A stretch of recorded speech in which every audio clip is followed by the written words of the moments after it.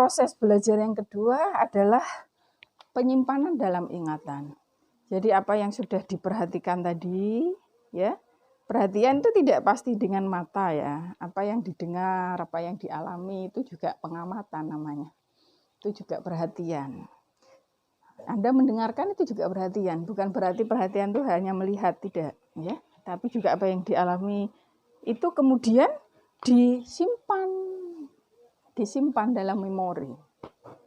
Biasanya kalau sesuatu yang diamati itu masuknya ke long term memory. Ya, ke long term memory. Jadi modeling atau melihat contoh itu cukup berkesan bagi seseorang. Apalagi dia mengalami langsung, melihat langsung. Itu biasanya masuk ke long term memory. Maka hati-hati dalam berperilaku karena biasanya perilaku itu mudah sekali dicontoh oleh anak. Sesudah proses yang kedua, yaitu menyimpan ke dalam memori, tadi Anda sudah paham ya, ada short term memory, memori jangka pendek, dan juga long term memory atau memori jangka panjang. How to make the memories strong, itu caranya tentu saja tadi, ya, dengan tips-tips yang sudah Ibu jelaskan di teori-teori sebelumnya. Masuk ke dalam langkah ketiga yaitu teori reproduksi. Sesudah Anda atau di sini pembelajar atau mungkin tepatnya paling mudah memang diterapkan untuk anak-anak ya teori Brunner ini. Kenapa? Karena anak-anak itu belum memiliki critical thinking atau daya analisa. Oke, sesudah proses yang pertama mengamati model atau contoh, kemudian menyimpannya, dan kemudian yang ketiga adalah mereproduksinya. Gitu ya. Jadi apa yang dilihat itu biasanya akan dicontoh. Baru saja ini ada video yang viral ya, di mana pada waktu Jumat Paskah, Ibu sampai nulis di media massa itu. Alhamdulillah tulisan Ibu dimuat di koran Suara Baru. Itu banyak ibu-ibu yang gelisah ketika menemani putra-putrinya di rumah. Kenapa kok bisa gelisah? Iya, karena di sosmed betul-betul viral ada video Paskah. Jadi video itu, di dalam video itu ada santri kecil, ya nggak kecil ya, usia kelas 1 SMP begitu. Putra-putri membaca puisi Paskah tentang penyalipan Yesus Kristus. Dan padahal dia pakai pakaian santri. Nah ini sangat mengkhawatirkan bagi tentunya anak-anak yang mengamatinya. Karena dia bisa sangat mencontoh video itu. Nah dari proses mengamati, menyimpan, kemudian retrieval, proses mereproduksi, nah, nilai, nah, pada waktu proses mereproduksi nilai ini, nilai itu akan dilakukan apa-apa yang menjadi pemahaman dari anak tadi dengan mencontoh tadi itu akan diterapkan oleh anak itu. Jadi kalau anak melihat nilai yang saya tadi sampaikan tadi di video tadi itu ada kental sekali unsur akidah ya, bahaya sekali itu kalau ditiru anak-anak karena anak-anak itu mudah sekali untuk meniru. Kalau sampai video itu ditonton anak-anak misalnya, kemudian tersimpan dalam memorinya, kemudian anak-anak mencontoh itu ya, mencontoh, kemudian bertanya-tanya tuh apa itu Paskah, apa itu penyalipan, apa itu kok sampai bersimbah darah menebus dosa. Kalau guru atau orang tuanya nggak bisa menjelaskan dengan baik dan itu ada unsur-unsur akidah, maka akan berbahaya bagi akidahnya.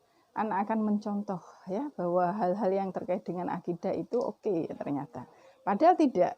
Itu bukan toleransi yang benar.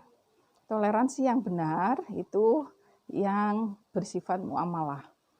Jadi tentang misalkan bagaimana berbuat baik terhadap tetangga yang non-muslim, bukan yang kental dengan nuansa akidah. Hati-hati. Nanti anak-anak yang melihat video itu akan merasa bahwa yang namanya toleransi itu seperti itu ya. masuk ke dalam gereja oke, misalnya. Ikut sembahyang oke, padahal dalam Islam kalau akidah nggak ada toleransi, lakum dinukum waliyadin. Bagimu agamaku, bagimu agamamu, dan bagiku agamaku. Kalian bisa baca koran Ibu tentang menggugat makna toleransi, tulisan Ibu di koran suarabaru.id, suarabaru.id, menggugat makna toleransi beragama. Mungkin sudah di-share ya di WA Group. Nah, itu contoh, bisa jadi contoh dari pembelajaran Brunner. Yang terakhir adalah proses motivasi. Oke, balik lagi ke yang simple biar Anda mudah memahami. Jadi proses yang pertama kan proses perhatian tentang kejujuran tadi ya. Anak memperhatikan. Oh, ternyata orang tuanya kurang jujur. Gitu ya. Walaupun omongannya kelihatannya jujur, kalau perilakunya nggak jujur, itu yang akan dicontoh anak. Karena orang tua adalah role model bagi anak, guru, pendidik, ya itu adalah role model, itu yang akan dicontoh. Kemudian yang kedua, disimpan. Sesudah disimpan, kemudian itu diretrieval, itu artinya dipanggil, direproduksi. Jadi anak itu jadinya mencontoh. Tadi ada perilaku kurang jujur, nanti anak akan mencontoh, mungkin dengan wujud yang lain ya. Karena dia sering perhatikan orang-orang di sekitarnya tidak jujur, akhirnya misalkan dia jadi tidak jujur tuh waktu ujian nyontek. Bisa jadi perilakunya nggak tepat menyontoh itu, tapi nilai yang tertanam pada dirinya ternyata karena dia melihat perilaku yang tidak jujuran, maka dia mencontoh itu. Nah, wujudnya bisa dengan perilaku yang lain dalam konteks yang lain. Misalnya dia jadi berpikir, oh bohong itu ternyata nggak apa-apa. Berarti kemudian dia ketika ujian, wah berarti dia nyontek nggak apa-apa misalnya. Itu bahayanya di situ ya.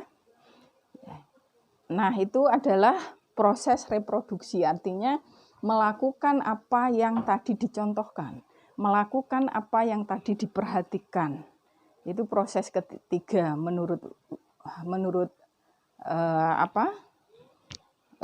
Ibu sudah dari subuh ya buat video, jadi agak kurang konsen. Baik, ini terakhir.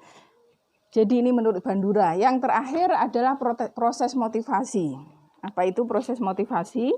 Jadi begini, ketika anak-anak tadi mencontoh orang tuanya tentang ketidakjujuran misalkan, kemudian anak itu mencontek.